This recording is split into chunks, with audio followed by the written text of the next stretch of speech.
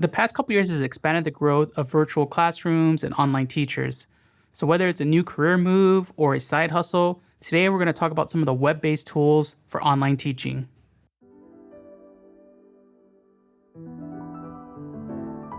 So if you're currently working at an educational institution, you probably already have an online platform that you use for your online classroom. But if you're just getting started with this or looking to start your own, you can actually use Google Classroom. All you need is a Google account to start this, of course. And this offers all the main tools that you need. There's basically a bulletin board. You can give out quizzes, you can give out assignments. It gives everyone a shared calendar so they can know when class is, when to meet up, when to turn in assignments. It actually gives you a shared drive too for turning in assignments. It's a really good hub to bring students in. All you need to do is give them the link or the code to join the class and they're set to go, and you can run multiple classes at the same time.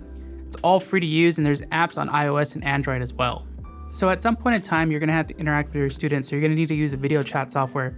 Now, pretty much all chat software works the same, but I would recommend using chat software like Google Meets or Microsoft Outlook because this integrates with the whole suite of products, so you can do something like set up recurring invites on a calendar, so everyone can say, okay, Monday at 10 o'clock, we're all gonna join this link to go to this class.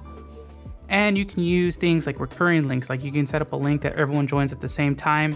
It makes it a lot easier to manage. And also these work within web browsers, so you don't need to download a specific app. You can basically use it anywhere, on your phone, on your laptop, on your tablet, wherever you need it.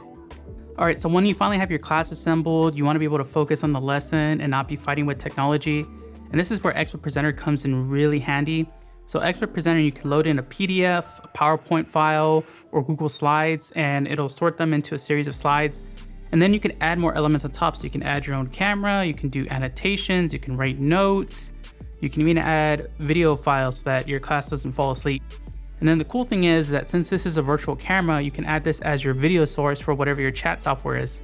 So just focus on your lesson plan, go through your slides, and your class will stay engaged, and it'll keep things a lot more easier than trying to share your screen and maybe sharing something unfortunate. So I promise this video isn't sponsored by Google, but Google Slides has really integrated with a lot of different services, basically through plugins and things like Google Slides to create more interactive learning environments.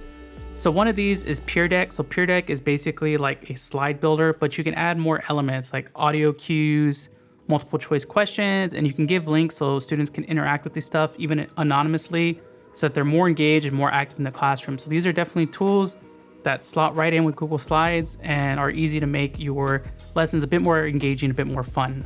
So I think a lot of teachers can relate that they're fighting with their students' phones for their attention. So why not turn that distraction into a form of engagement? So you can use a tool like Flipgrid, and again, it integrates directly with Google as well. It integrates with Google Classroom.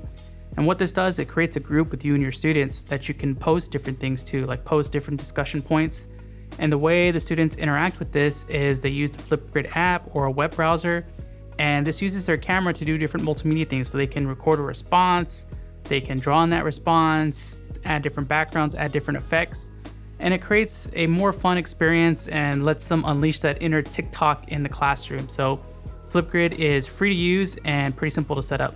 So as you can see, virtual learning opens up a ton of opportunities for both students and teachers. It's not so much more about rote memorization. You can have actual interactive fun elements using the things we use in our day-to-day lives. But I want to know from you, have you taken any online classes or courses the past couple years? What's been good? What's been bad about them?